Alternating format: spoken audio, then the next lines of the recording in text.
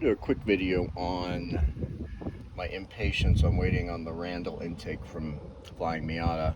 So after replacing my clutch master cylinder with the braided line from 5X Racing, I put a Spectre MAF, cut a 3-inch hole in the cowl area for the intake, and then what I did here is that I cut the fluted piece off here, and then I just flip it around, and then I have this off of Amazon. It's a 3 to 2.5.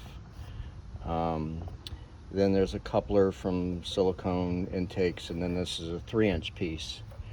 So what I did here is I cut a little bit of a piece out so it will go in here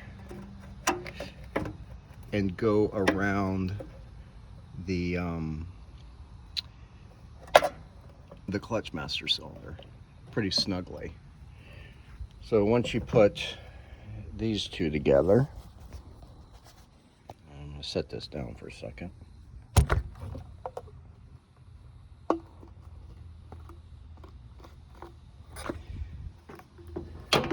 Once you have these together, what I did is it came in here and you slip it around like so.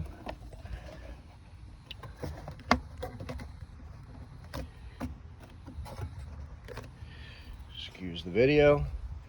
So now it fits fairly snugly around that clutch master cylinder, and it stays very snug.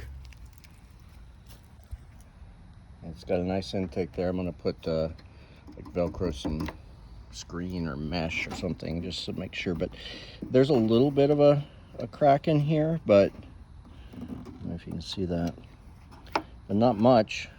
I might figure that piece out, but up that high, I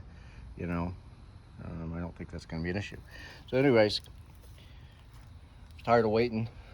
So pretty clean. Works, sounds good. I can, the butt dyno feels good. So just waiting, just need to get a K&N panel for this one. All right, and patience works.